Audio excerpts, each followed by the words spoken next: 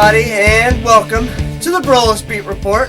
I am your host, Nick Broulis, and this edition of the Broulis Beat Report is brought to you, as always, by Cafe 80s.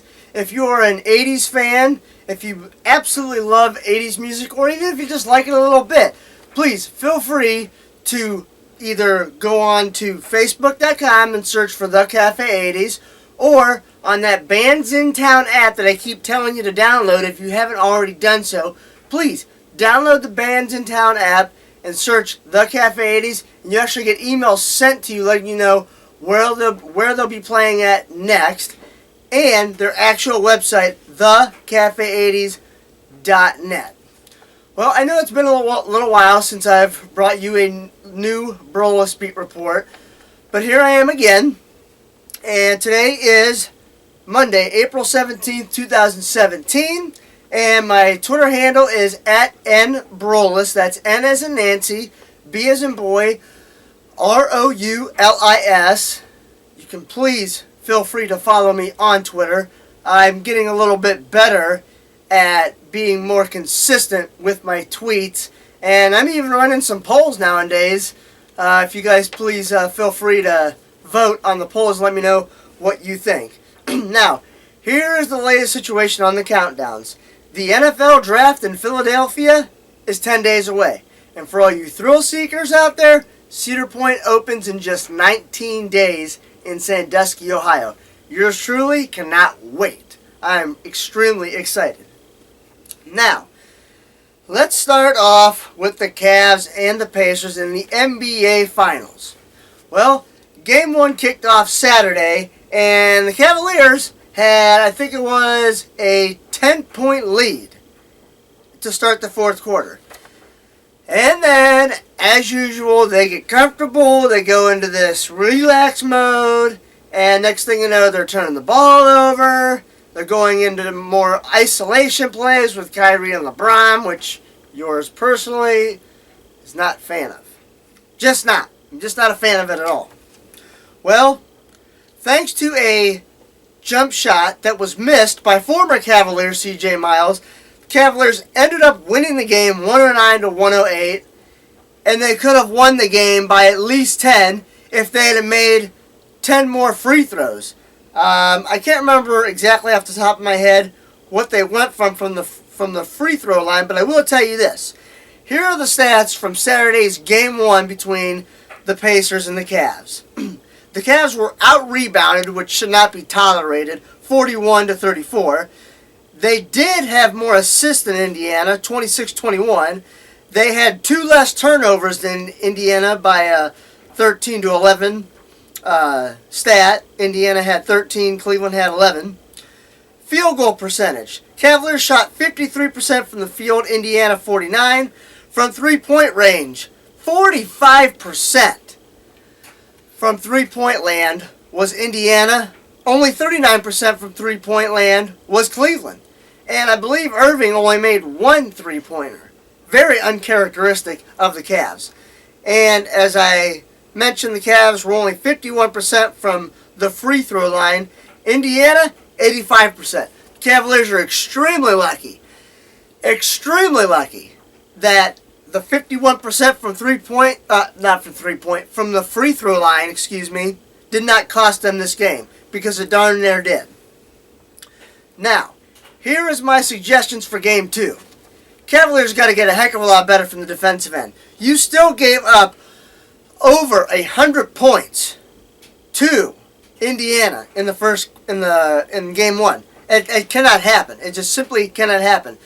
Tyronn Lue talked about how he put together this different plan defensively for the Cavs. Guess what? You don't always have to come up with a new plan. Defense comes down to effort, plain and simple. It comes down to effort.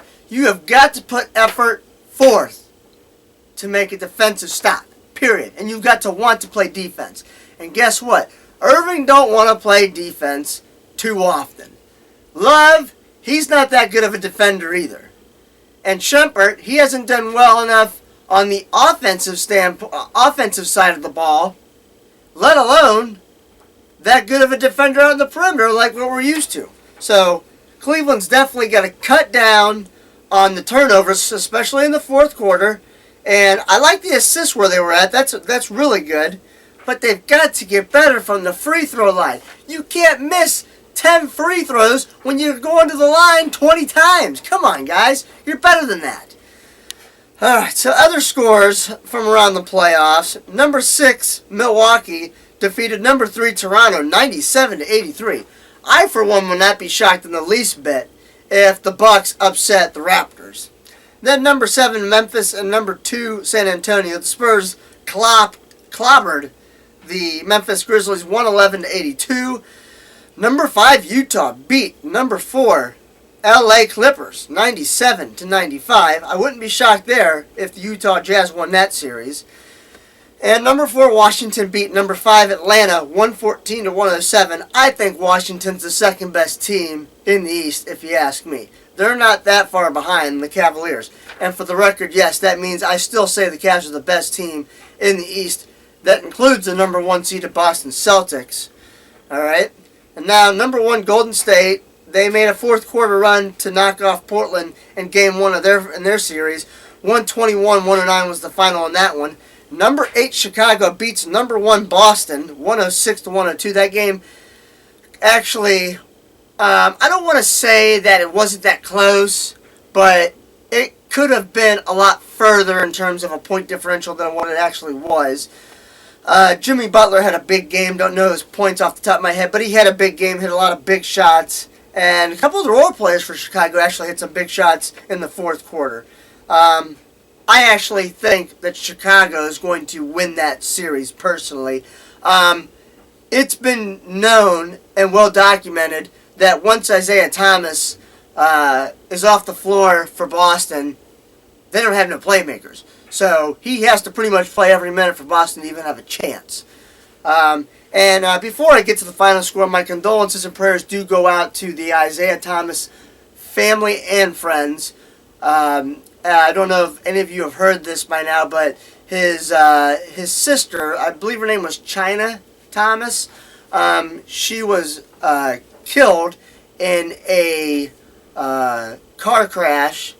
I believe it was just her. As far as I read, she crashed into a metal sign and was pronounced dead at the scene. So definitely my thoughts and prayers go out to the entire family and friends that are associated with Isaiah Thomas. That's got to be a very, very tough pill to swallow, especially right before you're about to play in a playoff game or regardless. Moving on, number 3 Houston beat number 6 Oklahoma City 118-87. Houston's going to win that series. I wouldn't be shocked if they won it in 5. That's just my personal opinion. Now, moving on to Major League Baseball, Cleveland is currently in last place at 5-7. And right now, and those of you that know me very well should know, and all of you that have watched any past Broulis Beat Reports should know, I do have my Broulis big boards up. And I've made a point this year to put underneath the Indians' schedule to have their record versus the Central. Because every year that they do well against their own division, they make the playoffs. And I can't remember what their record was last year against the Central, so I wanted to make it a point to put down how they're doing against the Central night by night. So as of right now, they are 2-4 against their Central Division opponents. So far, they've only played the White Sox and the Tigers. But that changes starting tonight when they open up a 4-game series on the road at Minnesota. So they, obviously I just told you they have a game up again, 4-gamer up against the Minnesota Twins. And then next they go to the Chicago White Sox. Right now, this is where I stand with the Indians. They have the worst ERA for starting pitching in baseball, which that does not bother me whatsoever. It's way too early in the year. We're not even into May yet, although we're getting close to it. I think that's actually going to drastically improve starting in May. Kluber had one bad game so far. He had a really good game. Well, I don't want to say a really good game, but a pretty good game against the Detroit Tigers, I believe was the opponent. My one concern with the starting rotation with the Indians is Trevor Bauer. And I'm not trying to sound like I'm freaking out here whatsoever about him, but I've told a good friend of mine that I actually think that Trevor Bauer is better suited to be in the bullpen. I don't think that he does a good job of just forgetting a mistake that he makes. For example, when he gives up a home run or a double or something like that. And I don't have a problem with him taking the game of baseball as serious as he does, but I think he needs to learn to laugh off a mistake, so to speak. But I just feel like he's better off in the bullpen. I think the Indians could do better in terms of a fifth starter. And in terms of Josh Tomlin, I know that a lot of people might be freaking out about him, but here is how I look at it. One thing that I absolutely love about Josh Tomlin is that he is very aggressive and that he attacks the strike zone. The problem with that is when you're that aggressive and you're constantly attacking the strike zone and putting the ball in places where the hitters can definitely swing at it, you're going to have a tendency to give up a lot of home runs, which he did that last year. But when he is on, Josh Tomlin is on. And it's hard to, make contact with his pitches. So other than Bauer, I don't have a problem right now with the starting pitching. I know it's going to, I really do think that it's going to get back into where they should be. Hitting, again, it's April. No big deal. It really isn't. They're going to start hitting soon and consistently. And this lineup is going to be as difficult as what it should be on paper. Bullpen, I have no problems with. So that's my opinion on the Indians right now. And we're going to see what happens once the calendar rolls on to May. And now, finally, last but not least, the NFL Draft. I'm at the point to where I still listen to sports radio, obviously, but I am really, really against the Cleveland Browns taking a quarterback at number 1 or anybody else except for Myles Garrett.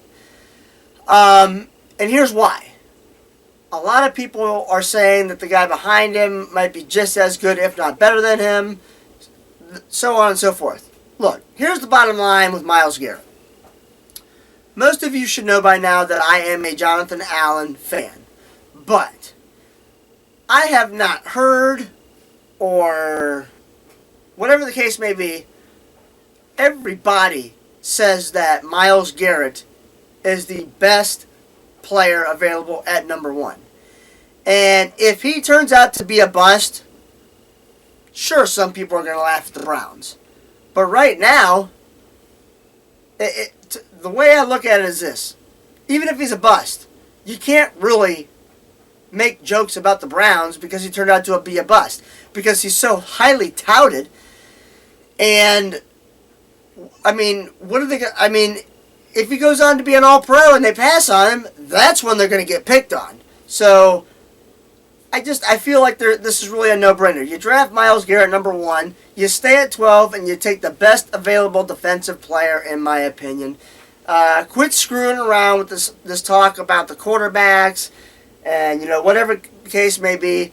Your first 2 picks should be defensive studs, and I'm actually trying to figure out a way to see if the Browns could trade up and get a 3rd pick in the first round to take another defensive stud. Because as bad as the Browns were on offense last year, they were even worse on defense. They were always in the bottom 3 of the defensive rankings in terms of overall defense. So that's where I stand with that. And thank God that the draft is not this Thursday, but next Thursday, so that this can all finally be done and over with, and all the predicting and analyzations and, the assuming, and I heard this and I heard that, and this source close to this situation.